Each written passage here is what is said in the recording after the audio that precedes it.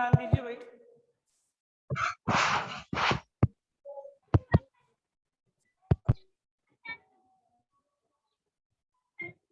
हमारी unit number चल रही है 3। एक तो अपने जो भी राहुल प्रजापति क्या भाई, बंद करो अपना ऑडियो।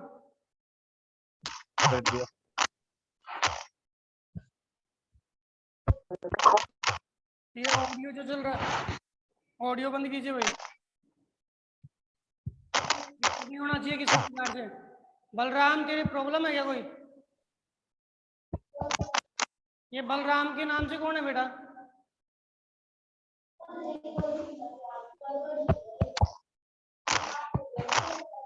बलराम के नाम से कौन है? हर क्लास की समस्या है बेटा आपकी।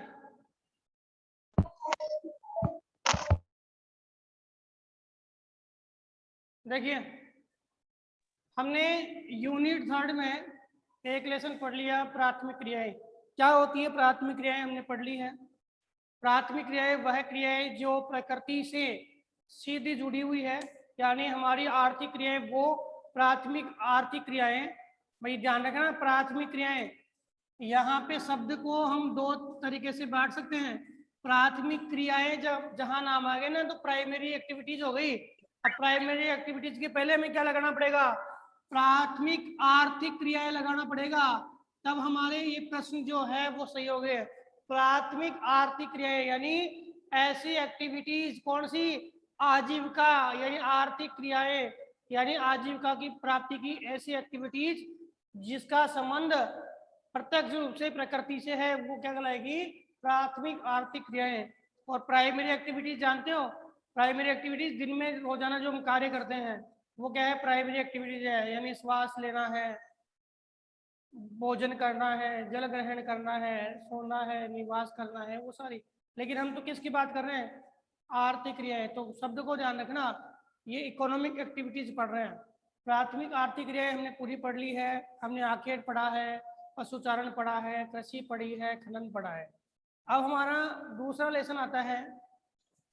अब कई स्टूडेंट पूछेंगे साहब लेसन नंबर कितना है? तो पाठ संख्या 6 है बेटा, यूनिट नंबर 3, पाठ संख्या 6, द्वितीय क्रियाएं। द्वितीय क्रियाएं, कई नए स्टूडेंट आए हैं वो ध्यान रखें। यूनिट नंबर 3 और लेसन नंबर 2, कौन सी? द्वितीय क्रियाएं। हमने सामान्य रूप से सबकी परिभाषाएं जानी है। हम द्वितीय क्रियाएं कौन सी बेटा? ये द्वितीय आर्थिक क्रियाएं हैं, क्योंकि हमने लेसन पढ़ा है इसलिए हमें समझ में आ रहा है। द्वितीय आर्थिक क्रियाएं वह आर्थिक क्रियाएं जिनमें प्राथमिक उत्पादों को, यानी जो प्रकृति से हमें प्राप्त हुए हैं, प्रकृति प्रदत्त उत्पादों को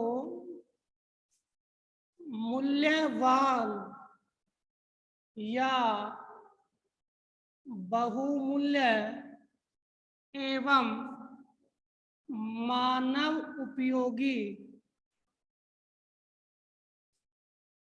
वस्तुओं के रूप में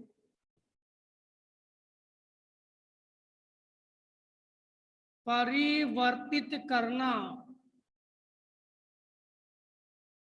प्राथमिक उत्पादों, प्रकृति प्रदत्त उत्पादों या मूल्यवान, जो प्राथमिक उत्पाद है या प्रकृति प्रदत्त उत्पाद है, को मूल्यवान या बहुमूल्य एवं मानव उपयोगी वस्तुओं के रूप में परिवर्तित करना कौन सी क्रियाएं हैं बेटा?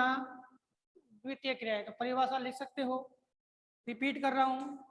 प्राथमिक उत्पादों या प्रकृति प्रदत्त उत्पादों को मूल्यवान या बहुमूल्य एवं मानव उपयोगी वस्तुओं के रूप में परिवर्तित करना द्वितीयक आर्थिक क्रियाएं कहलाती है। ठीक है, अब प्रश्न आता है कि द्वितीयक आर्थिक क्रियाएं हैं, द्वितीयक आर्थिक क्रियाएं हैं, इनका संबंध किससे माना गया है? ये बोर्ड में प्रश्न आ सकता है, किससे माना गया है? तो सीधी सी बात है बेटा, विनिर्माण से। उत्तर क्या आएगा? विनिर्माण से। ठीक है, ये जो लेसन चल रहा है बेटा, तीसरा लेसन चल रहा है, मतलब अपने क्लास स्टार्ट होने के बाद में ये अपना तीसरा लेसन चल रहा है, ये भी ध्यान रखना। ठीक है, तो द्वितीयक आर्थिक क्रिया है, इनका संबंध किससे माना गया है? तो इसका संबंध माना गया है बेटा विनिर्माण से। विनिर्माण का सामान्य अर्थ होता है हाथ से बनाना। यहाँ जो विनिर्माण का शाब्दिक अर्थ जो लिया गया है, वो लिया गया है बेटा हाथ से बनाने के लिए, कि हाथ से कोई वस्तुएं बनाई जाती है, उसको हम कौन सी श्रेणी में रखते हैं? विनिर्माण से। लेकिन आजकल ऐसा है ही नहीं, आजकल ऐसा नहीं है, क्योंकि जो वस्तुएं बनती है वो मशीनों के माध्यम से बनती है, और कहाँ तक आती है? उपभोक्ता तक आती है। ये जो बनाने की जो क्रियाएं हैं, जिसमें हम किसमें बनाएंगे बेटा? फैक्ट्रियों में। ये फैक्ट्रियों में वस्तुएं बनेगी, और पहले ये वस्तु थी वो कौन बनाता था? जितनी भी जनजातियां थी वो अपने हाथों से इनका निर्माण करती थी, जो भी वस्तुएं थी। हम पढ़ेंगे कुटीर उद्योग। कुटीर उद्योग, कुटीर का मतलब है घर, घर के सदस्य मिलकर के और वस्तुओं का निर्माण करते थे अपने हाथों से, कोई टेक्नोलॉजी का उपयोग नहीं था। घरेलू तकनीकी, स्थानीय कच्चे माल के शोध और स्थानीय बाजारों के लिए वह आवश्यकता की पूर्ति करने के लिए वस्तुओं का निर्माण करते थे। कौन? आपके जनजातियों के लोग। यहाँ तक कि वर्तमान में कई जातियां भी इन वस्तुओं का निर्माण करती है। बहुत सारे प्रदेश ऐसे हैं, ग्रामीण क्षेत्र देख लो, उनके अंदर आज भी कुटीर उद्योग चल रहे हैं। क्या चल रहे हैं बेटा? कुटीर उद्योग चल रहे हैं। तो दो प्रश्न आपके क्लियर हुए। एक तो द्वितीयक आर्थिक क्रियाएं क्या होती है, दूसरा प्रश्न आता है कि द्वितीयक आर्थिक क्रियाओं का संबंध किससे माना गया है? तो विनिर्माण से माना गया है। विनिर्माण के शाब्दिक अर्थ की बात करें, पूछ ले प्रश्न आपसे कि विनिर्माण का शाब्दिक अर्थ क्या होता है? तो हाथ से बनाना। हाथ से किसको बनाएंगे? जो भी प्रकृति प्रदत्त उत्पाद है उनको हम हाथ से बनाएंगे। कैसे? जैसे मान लो कपास है, कपास से हमने रेशा बनाया और रेशे से हमने सूती वस्त्र निर्माण किए। आज भी बहुत सारे ग्रामीण क्षेत्र है जहां पर वही चरखों के माध्यम से, चरखों के माध्यम से आपके कपास से रेशा बनाया जाता है सूती वस्त्र का, और उस रेशे से सूती वस्त्र बनाए जाते हैं, हाथों से बनाए जाते हैं, कोई मशीनों का प्रयोग नहीं किया जाता है। तो ये कौन सा? ये आपके विनिर्माण का ही रूप है। ठीक है, जिसे हम हथकरघा उद्योग बोलते हैं। हथकरघा, करघा का मतलब होता है चरखा, हथकरघा उद्योग। तो समझ में आएगा बेटा? समझ में आई ये चीज? अब देखिए आगे आपका जो बिंदु है, इससे आगे देखें।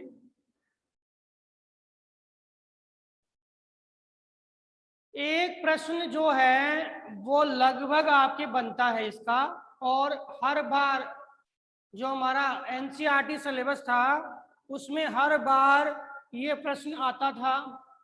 हर बार मतलब एक वर्ष भी वह प्रश्न रुका नहीं, हर बार आ रहा था। तो विनिर्माण से और भी कुछ आपको प्रश्न है जुड़ा हुआ कि जो आप पूछना चाहो इससे रिलेटेड? भाई विनिर्माण में क्या उदाहरण आप दे सकते हो? जैसे मैंने पहले भी आपको बताया हुआ है, गन्ने से क्या बनाना भाई? चीनी बनाना। कपास से क्या बनाना? सूती वस्त्र बनाना। ठीक है, ठीक है। लोहा से लोहा इस्पात बनाना। ठीक है, और सोना चांदी आदि से क्या बनाना? आभूषण बनाना। ठीक है बेटा, ये विनिर्माण का रूप है। ये सारी चीजें क्या है? विनिर्माण। यानी जो रॉ मटेरियल यानी कच्चा माल जो होता है, उस कच्चे माल को हम मूल्यवान या बहुमूल्य माल के रूप में क्या करते हैं? कन्वर्ट करते हैं। बुक में आपके दिया हुआ भी है कि विनिर्माण है इसके अलावा द्वितीय क्रियाओं में एक चीज यानी प्रसंस्करण, प्रसंस्करण को भी क्या है रखा जाता है। प्रसंस्करण का मतलब होता है कोई भी वस्तु है उसको हम लंबे समय तक सुरक्षित रख सके, उसके लिए जो हम कार्यक्रम चलाते हैं वो है प्रसंस्करण। जैसे खाद्य प्रसंस्करण, खाद्य प्रसंस्करण का मतलब है कि हमारी जो खाने की वस्तुएं हैं उनको हम लंबे समय तक सुरक्षित रखने के लिए उसमें केमिकल डालते हैं, ठीक है, या कुछ ऐसा पदार्थ मिलाते हैं जिससे वो लंबे समय तक रह जाए। जैसे अचार होता है, अचार में हम तेल डालते हैं ना, ठीक है, और जैसे ये आपके रेपर्स आते हैं चिप्स वगैरह के, उसमें नाइट्रोजन डालते हैं, वैसे ही हम उनको सुरक्षित करने के लिए दूध वगैरह है उनमें केमिकल डालते हैं। तो सुरक्षित रखने के लिए हम क्या करेंगे, कुछ केमिकल डालेंगे और केमिकल डाल के उसको लंबे समय तक सुरक्षित रखेंगे। तो ऐसी क्रिया कहलाती है खाद्य प्रसंस्करण। क्या कहलाती है? खाद्य प्रसंस्करण। अब विनिर्माण के इतिहास की बात करें तो सामान्य बात है, ये ऐसा प्रश्न आपके आता भी नहीं है लेकिन आपकी बुक में दिया हुआ है। विनिर्माण के इतिहास की बात करें तो आरंभ में व्यक्ति था वो, उसके पास मशीनें थी नहीं, मशीनें थी नहीं, प्राथमिक औजार थे। जैसे पाषाण काल वाले के पास में पत्थर के औजार थे, फिर लोहे के, कांस्य, तांबे वगैरह, तो तांबे के बर्तन बनाना आरंभ किया, कांस्य के बर्तन बनाना आरंभ किया, ठीक है, फिर लोहा आया तो लोहे के औजार बनाना आरंभ किया। तो प्राथमिक जो स्थिति वहां पे थी लोगों के पास में, उससे बने औजारों के द्वारा वो वस्तुओं का निर्माण करते थे, वस्तुओं का निर्माण, ठीक है। अब वस्तुओं का निर्माण किसके लिए किया जाता था बेटा? आरंभ की बात बोल रहा हूँ, आरंभ की बात कि वस्तुएं निर्माण करते थे वो है अपने लोगों के लिए। किसके लिए? अपने लोगों के लिए। जो स्थानीय लोग हैं, स्थानीय लोगों की आपूर्ति के लिए वस्तुओं का निर्माण करते थे। कोई व्यापार की मंशा नहीं थी, स्थानीय लोगों की आपूर्ति हो जाए जिससे उनका विकास हो जाए, वो अपनी मूलभूत आवश्यकता को प्राप्त कर ले। लेकिन जैसे जैसे विकास हुआ, औद्योगिक क्रांति आई, तो औद्योगिक क्रांति के बाद विश्व में एक नई लहर आ गई विनिर्माण क्षेत्र में और मशीनों का विकास हुआ, ठीक है। और ये चीज ध्यान रखना, ये मशीनों का विकास है ना, इसने विश्व को विकसित भी किया है और अप्रत्यक्ष रूप से विश्व का विनाश भी किया है। दोनों ही बात ध्यान रखना। मशीनों का विकास हुआ, इन मशीनों के विकास ने विश्व को विकसित भी किया है और विश्व को क्या किया है? विनाश के छोर पे धकेल दिया है। कैसे भाई? मशीनों का आविष्कार हुआ तो लोगों ने क्या किया, ज्यादा तादाद में दोहन करना आरंभ कर दिया। किसका? खनिजों का। किसका दोहन करना आरंभ कर दिया? खनिजों का। अब खनिजों का जब दोहन करना आरंभ किया तो उत्पाद निर्मित होने लगे, बढ़ने लगे उत्पाद। अब उत्पाद बढ़ने लगे तो मनुष्य की उत्पाद बढ़ने को लेकर एक नई मंशा आ गई। क्या? व्यापार करने की। किसकी आ गई? व्यापार करने की। पहले व्यापार था वो स्थानीय था, लेकिन व्यापार धीरे धीरे क्या हो गया? अंतर्राष्ट्रीय हो गया। अब अंतर्राष्ट्रीय व्यापार हो गया तो दोहन की जो क्षमता है वो भी बढ़ गई। धीरे धीरे पर्यावरणीय क्षेत्र को नुकसान पहुंचाया जाने लग गया, ठीक है। काफी मात्रा में उद्योगों का विकास हुआ, संसाधनों का अतिदोहन हुआ, उद्योगों का विकास हुआ, तो पॉल्यूशन जैसी यानी प्रदूषण जैसी समस्याएं बढ़ गई। तो मनुष्य ने क्या किया है भाई? व्यापार के माध्यम से अपना विकास तो किया हम लोगों ने, लेकिन अप्रत्यक्ष रूप से पर्यावरण प्रदूषण जैसी समस्या भी बढ़ाई है। और वो किसके कारण बढ़ी है बेटा? विनिर्माण यानी द्वितीय क्रियाओं के कारण मुख्यतया बढ़ी है।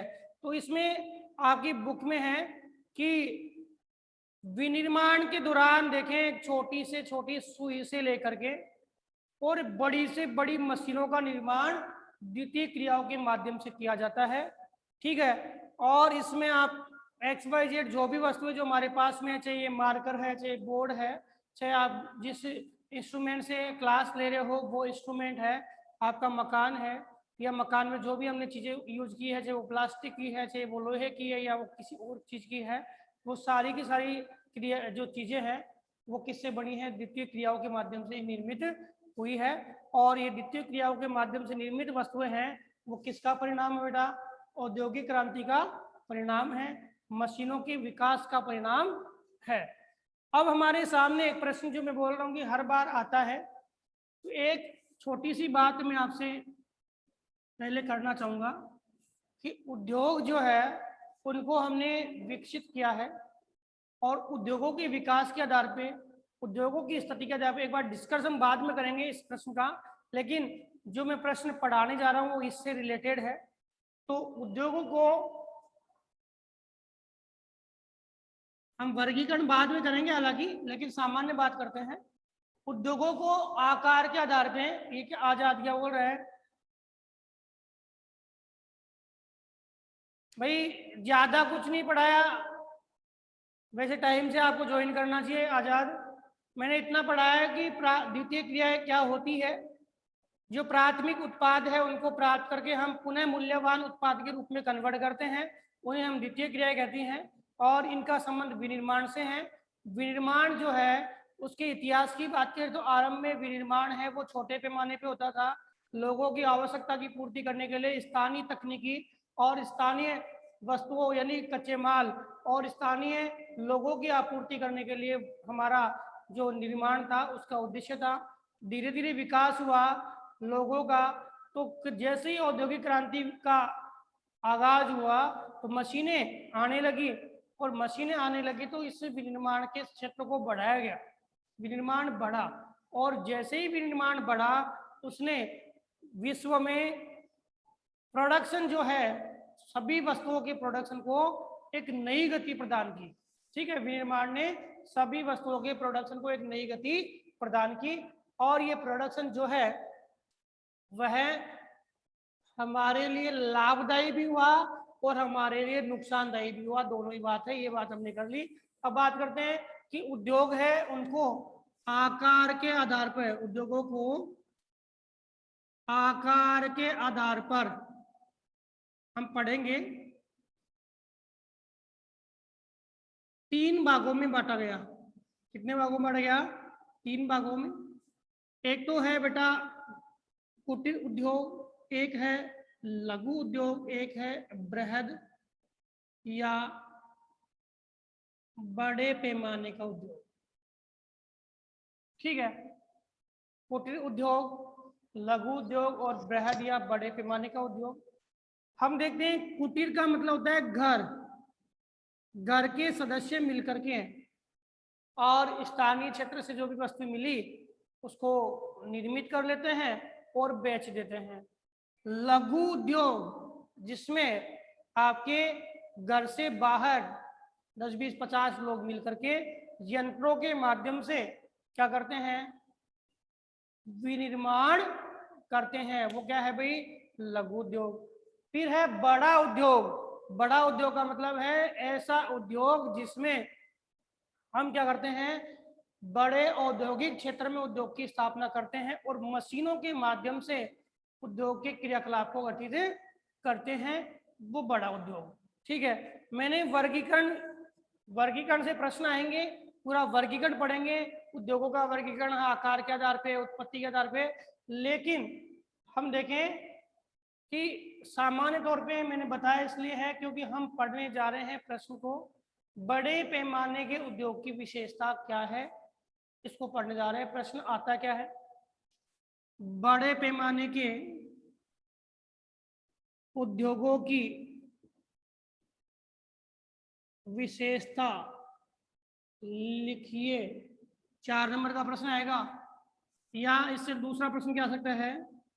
बड़े प्रश्न लिख सकते हो बेटा, बड़े पैमाने के उद्योगों की अवस्थिति को निर्धारित करने वाले कारक लिखिए।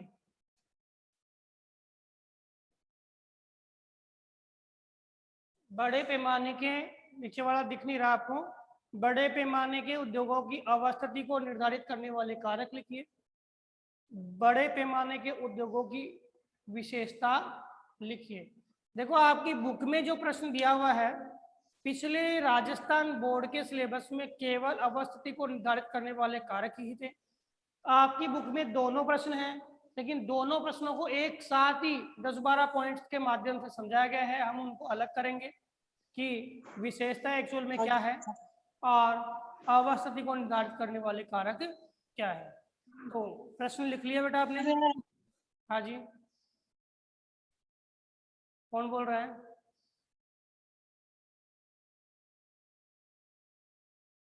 ये कोई प्रश्न पूछना है बेटा? प्रश्न पूछना है क्या? सर एक बार तीनों वापिस समझा दो। तीनों बेटा रिपीट। कुटीर उद्योग। भाई एक मिनट, सर एक बार रिपीट करो वापिस। अमित यादव है बेटा। हाँ अमित सर। 1 मिनट में रिपीट कर देता हूँ, लेकिन ये दोबारा रिपीट भी होंगे। कुटीर का मतलब होता है घर पे घर के सदस्य मिलके और किसी वस्तु का निर्माण करते हैं, वो कुटीर उद्योग हो गया।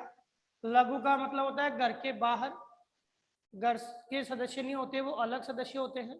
कुछ इसमें कुटीर में ध्यान रखना कि वो कुशल नहीं होते हैं, घर के सदस्य ही है। जैसे मान लो कि आपके वस्त्र बनाने वाले हैं तो वस्त्र घर में बना रहे हो, सूती वस्त्र। लेकिन यहाँ पे कुछ कुशल होंगे, अर्ध कुशल श्रमिक यहाँ पे चाहिए कि मशीन वगैरह चलाना जाने। यहाँ पे पूर्ण कुशल श्रमिक होते हैं, हम पढ़ेंगे इनके बारे में।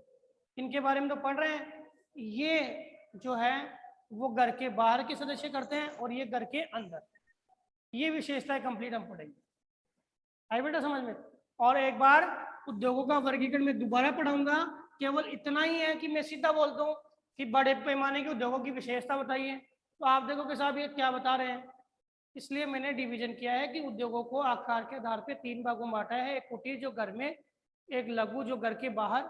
ठीक है, ऐसा नहीं कि वो घर के बाहर वाला जो उद्योग है छोटा वाला वो किसी विशिष्ट आपके औद्योगिक क्षेत्र में हो, वो ऐसे क्षेत्र में हो सकता है जिसमें किसी प्रकार से किसी पर्यावरण या किसी समुदाय को नुकसान नहीं हो। ऐसे क्षेत्र में उसको स्थापित किया जा सकता है। ठीक है बेटा? राहुल यादव समझ में आएगा बेटा? भाई हाँ सर। हाँ ओके। अब देखो सबसे पहले हम बड़े पैमाने के उद्योग की बात करें। बड़े पैमाने के उद्योग या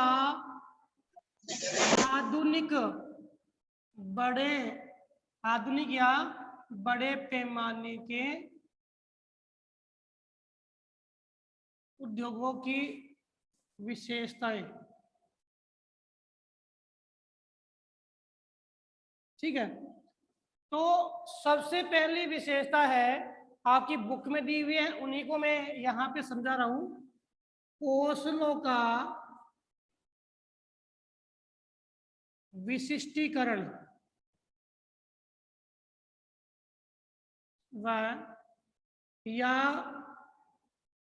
उत्पादन की विधियां। ठीक है, समझना इस चीज को। कौशल का मतलब यहाँ पे है तकनीकी। यानी कोई भी बड़ा पैमाने का उद्योग है, कोई भी बड़ा उद्योग है, तो उसकी तकनीकी क्या होनी चाहिए बेटा? उन्नत होनी चाहिए। अगर उसकी तकनीकी बहुत अच्छी है, कल भी हमने खनन में बात की थी कि अगर कोई भी उद्योग की स्थापना कर रहे हो, कोई भी हम काम कर रहे हैं, अगर आपकी टेक्नोलॉजी बहुत अच्छी है तो आपको उसमें ज्यादा सफलता मिलती है। अगर मान लो आप समझ सकते हो कि 2 उद्योग स्थापित किए, एक तो बेटा ए है और एक है बी। 2 उद्योग स्थापित किए और दोनों ही उद्योगों में कच्चा माल उसके पास बराबर उतना ही है, श्रमिक उतने ही है, मशीन वो की वही है, सारा काम है। लेकिन उसकी मशीन और यहाँ पे इसकी मशीन दोनों है। उसकी तकनीकी में भाई मशीन तो वही है, लेकिन मशीन की जो टेक्नोलॉजी है उसमें या तो उसमें अंतर है, या उसके पास इसके पास कुशल श्रमिक है और इसके पास में कुशल श्रमिक नहीं है। ठीक है, या टेक्नोलॉजी बराबर है लेकिन टेक्नोलॉजी का ज्ञान का अभाव इसके पास है। भाई आप बोल दो कि मैंने बराबर मशीन दी है फिर माल खराब कैसे निकला, तो इसके पास में ज्ञान का अभाव है। ठीक है, अब होगा क्या कि ये जो कुशल श्रमिक अच्छी टेक्नोलॉजी वाला जो मशीन है, इसमें क्या होगा कि उत्पादन है वो बहुत ही अच्छा होगा, बहुत ही अच्छा, उसमें कोई कमी नहीं होगी। साथ ही जो लागत है वो भी सही रहेगी। इसके अलावा जो आपकी स्क्रैप होता है, यानी जो उत्पादन का जो वह भाग जो कैसा है बेकार होता है, तो बेकार भाग भी कम नहीं होगा, स्क्रैप भी कम होगा, ठीक है। लेकिन इसके पास में श्रमिक की कुशलता का अभाव है, तो टेक्नोलॉजी का अभाव है, तो यहाँ पे उत्पादन है वो अच्छा नहीं होगा, उत्पादन क्या नहीं होगा, अच्छा नहीं होगा। और लागत भी क्या आएगी ज्यादा, और वो ज्यादा स्क्रैप निकालेगा, ज्यादा बेकार करेगा, ठीक है। और वस्तुएं भी वो ये ज्यादा बढ़ाएगा और ये क्या बनाएगा, कम बनाएगा। तो टेक्नोलॉजी है वह वस्तु के निर्माण में जान देती है। अब मान लो कि आप बाजार में जाते हो और कुछ ऐसी वस्तुएं जिनको आप खरीदते हो, तो आप कंपनियां देखते हो, साहब उसकी कंपनी उसकी कंपनी, तो आप क्या करते हो उस कंपनी को इसलिए देखते हो क्योंकि उस कंपनी में हमने जो गुणवत्ता देखी है, जो हमें गुणवत्ता चाहिए वो एक कंपनी मिल रही, एक कंपनी नहीं मिल रही, जबकि माल प्रोसेस वही है, बदलाव नहीं है, कंटेंट वही मिला हुआ है, कोई बदलाव नहीं है, लेकिन निर्माण का प्रभाव उस वस्तु के बाजार में क्या ला देता है, कमी ला देता है, और आप एक विशिष्ट प्रकार की वस्तु की ओर आतुर हो जाते हो, दूसरी वस्तु को आप नहीं खरीदते हो। इसके पीछे किसका काम है, तकनीकी का। तो तकनीकी अगर अच्छी है तो क्या होगा, विकास होगा, और तकनीकी अगर अच्छी नहीं है तो ये मानो कि वह उद्योग है वो विकसित नहीं होता है। तो सबसे पहली विशेषता है अच्छी टेक्नोलॉजी बड़े पैमाने के उद्योगों का विकास करती है। और टेक्नोलॉजी में आप श्रमिक भी गिन सकते हो, यंत्र की विशिष्टता भी गिन सकते हो। भाई हमें मान लो कि मेरे को कहीं कोई काम करना हो और बता दे भाई ये काम है, ये मशीन है, कर लो। हमें को मशीन पे काम करना आता ही नहीं है, तो मैं उस उत्पादन को उतनी अच्छी तरीके से नहीं प्रदान कर पाऊंगा जो एक कुशल व्यक्ति उसको दे सकता है। तो तकनीकी चाहिए, उत्पादन की अच्छी विधि होनी चाहिए, तब विकास होगा।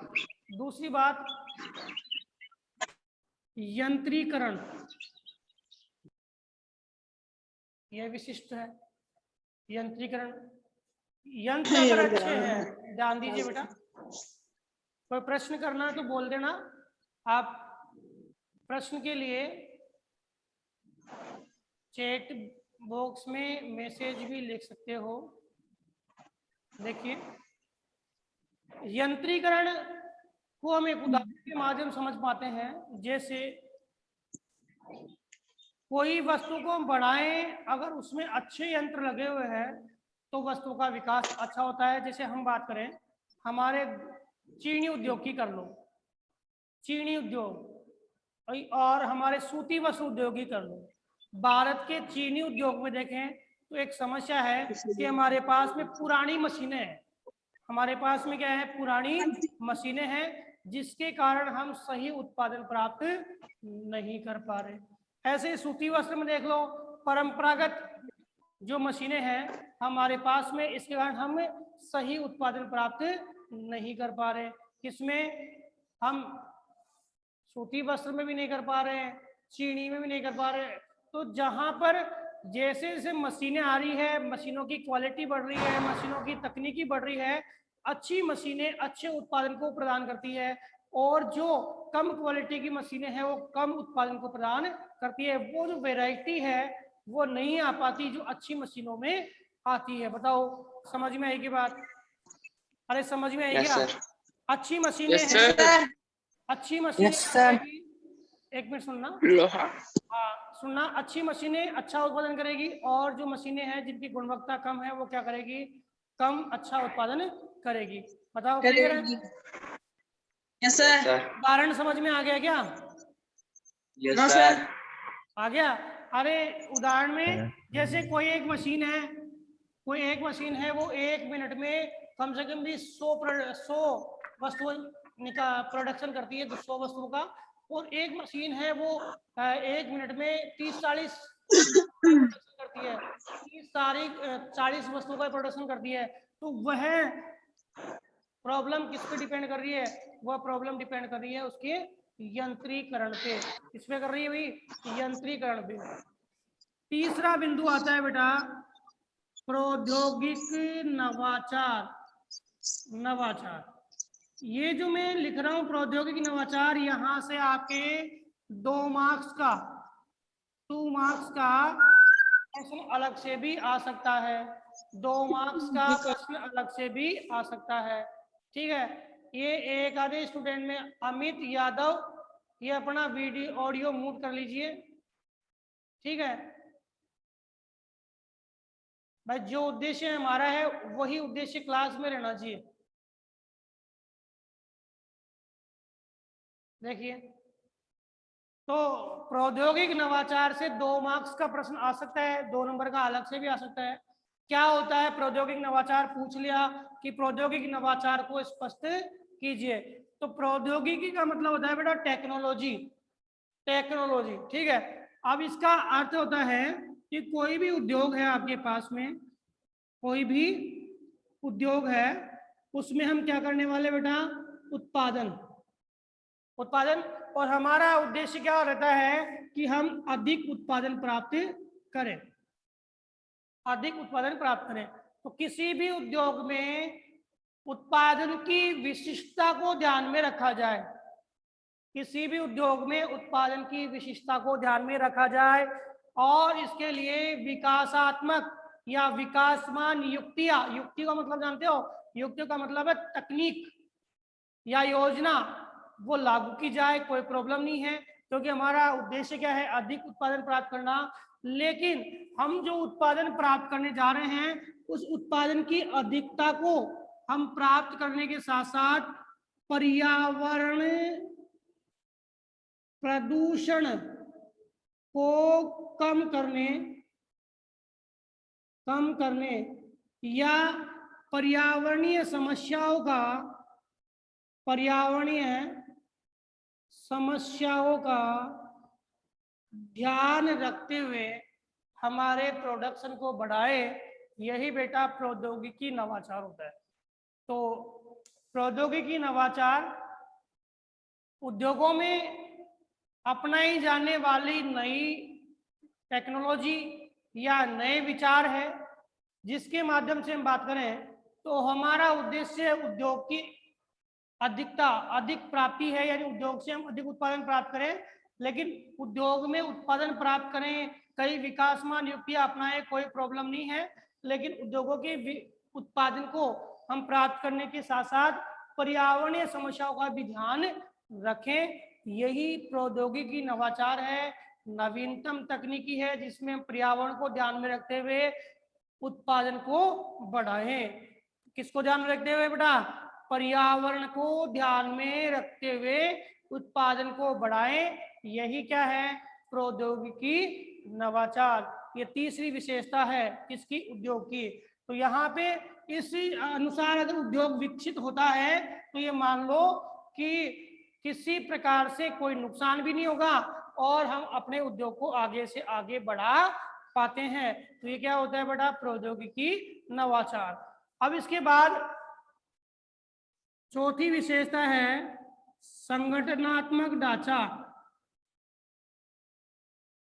संगठनात्मक ढांचा, और संगठनात्मक ढांचा या स्तरीकरण इसकी बात करें तो वही बात सामने आ गई कि आप एक फैक्ट्री स्थापित करने जा रहे हो, एक फैक्ट्री स्थापित करने जा रहे हो, और इस फैक्ट्री को स्थापित करने के लिए आपके पास में क्या क्या चीजें होना आवश्यक है। तो सबसे पहले आप उस फैक्ट्री के लिए आपके पास में एक तो पूंजी की आवश्यकता होनी जरूरी है। क्या? पूंजी की आवश्यकता होना सबसे अधिक आवश्यक है। पूंजी के बाद हम बात करें तो विशिष्ट तकनीकी कैसे होनी चाहिए? विशिष्ट। तो विशिष्ट तकनीकी हमारे पास में होना आवश्यक है। विशिष्ट तकनीकी क्या? कि जिस उद्योग को हम स्थापित कर रहे हैं और हमारे पास में एक अच्छी तकनीकी नहीं है तो हम उद्योग स्थापित तो कर लेंगे, कोई प्रॉब्लम नहीं आएगी। लेकिन कुछ समय बाद वो वस्तुएं जो हमारी निर्मित करनी चाहिए हमें, जो अच्छी गुणवत्ता वाली वो वस्तुएं निर्मित ही नहीं हो पाएगी और हमारा उद्देश्य क्या हो जाएगा, असफल, और हमें उद्योग क्या करना पड़ेगा, जल्दी ही बंद करना पड़ेगा। ठीक है, इसके अलावा विशिष्ट योजना हमारी होनी चाहिए। योजना कैसी कि हम कम लागत पर अच्छा गुणवत्ता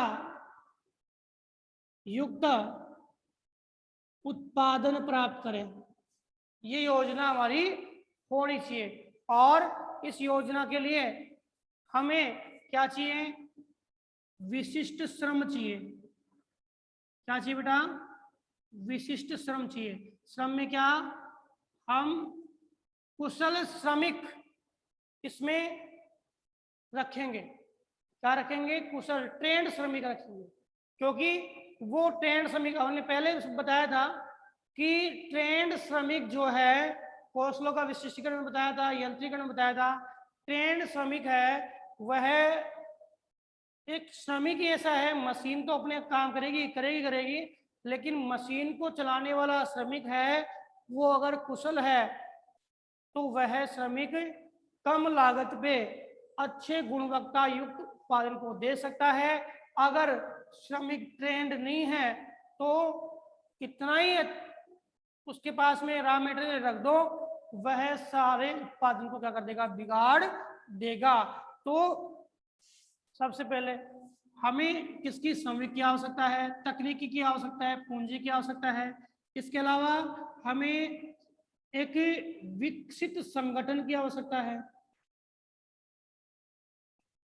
क्योंकि उद्योग हर व्यक्ति नहीं चला सकता, उसके लिए उसको एक संगठन की आवश्यकता है, जिसके माध्यम, संगठन किसका भाई, संगठन किसका, कि कोई भी वस्तु आपने बना ली तो वस्तु बनाने से थोड़ी बिक गई, नहीं बिकी ना भाई। आपकी क्लास ड्रॉप हो जाती है तो 5-7 मिनट के लिए मैं क्लास जोड़ूंगा, हम केवल विशेषताएं जो है वो तो कंप्लीट करें, फिर बाद में अवस्थिति निर्धारित करने वाले कार्य कल पूरा करेंगे।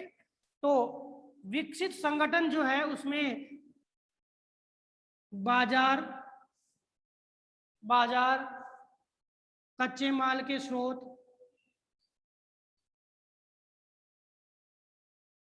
ठीक है, बाजार है, कच्चे माल के स्रोत है और उत्पादन क्षेत्र है। इनके विकसित स्वरूप का होना आवश्यक है। मैं अपनी वस्तु तो बना ली लेकिन हमारे पास में बाजार नहीं है। बाजार क्यों नहीं है, क्योंकि हमारा उस बाजार से किसी प्रकार का संबंध नहीं था, हमने पहले बाजार सुनिश्चित नहीं किए। कच्चे माल के स्रोत नहीं है, उद्योग मशीनें स्थापित करने से थोड़ी उद्योग चलेगा, हमें रॉ मटेरियल लाना पड़ेगा। भाई हम मान लो वर्तमान की बात थी कि हमें वैक्सीन बनानी थी और वैक्सीन बनाने के लिए रॉ मटेरियल हमें आवश्यकता थी और अमेरिका से वो रॉ मटेरियल बंद हो गया तो हम वैक्सीन थोड़ी बना सकते थे। अब हमारी विदेश नीति के अंतर्गत अमेरिका से हमारे संबंध जो थे उसके दौरान प्रोटोकॉल तोड़कर भी अमेरिका ने क्या दिया, हमें रॉ मटेरियल दिया और उस रॉ मटेरियल के कारण क्या हुआ,